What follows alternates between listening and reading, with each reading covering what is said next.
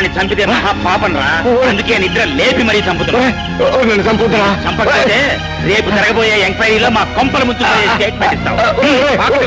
సత్యవధానం అయిపోతుంది. కరెక్ట్. కథే నన్ను చంపకండి రా.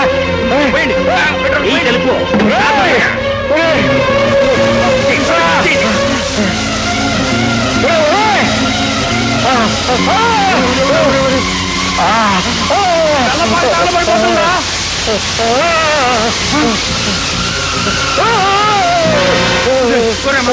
ఆ కొండయ్య పాటలు ఇరుక్కుపోయాడు. తగలబడి సస్తాడేమోరా.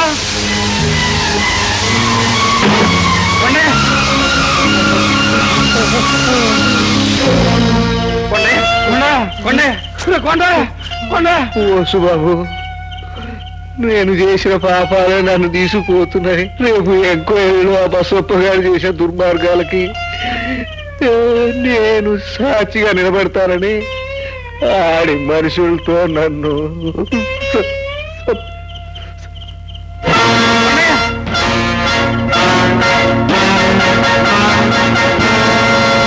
కొండయ్య గారి ఆత్మశాంతి కోసం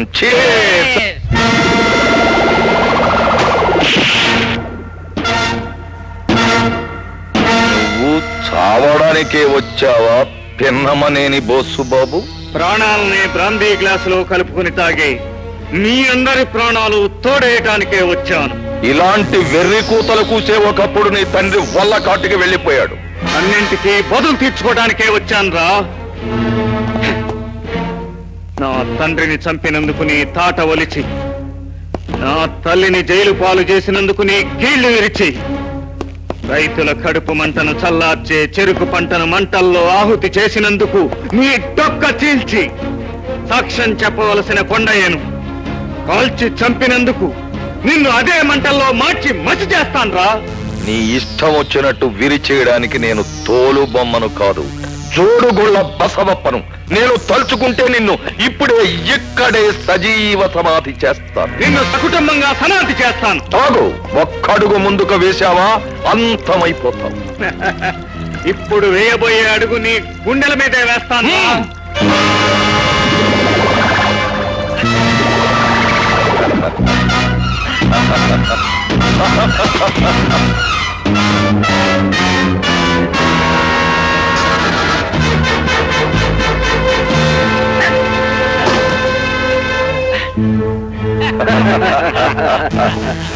చిరుత పులిలా చిందులు వేసిన చిట్టెలుక ఇప్పుడేమైంది? బంగారు డాడీ, శోష వచ్చేలా హింసించి మూర్ఛపోయేలా చేసి మూటగట్టి నా గెస్ట్ హౌస్ కి తీసుకురా, ఆడుకుంటాను. ఎరా, ఆడపిల్ల మీద కన్ను వేశానని నన్ను మురిక్కాలలో పడేస్తావా?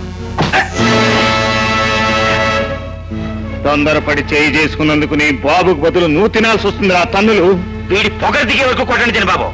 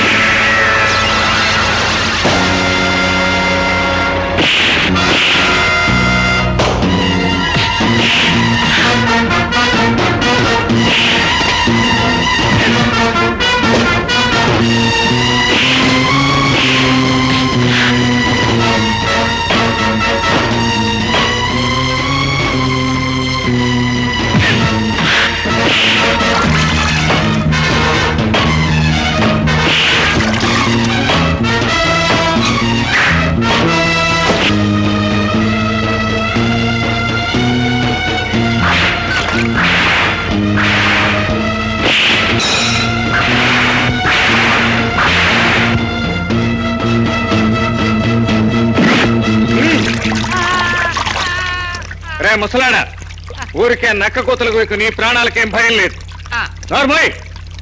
సావు కబురు మయటానికే నిన్ను వదిలేస్తున్నాను.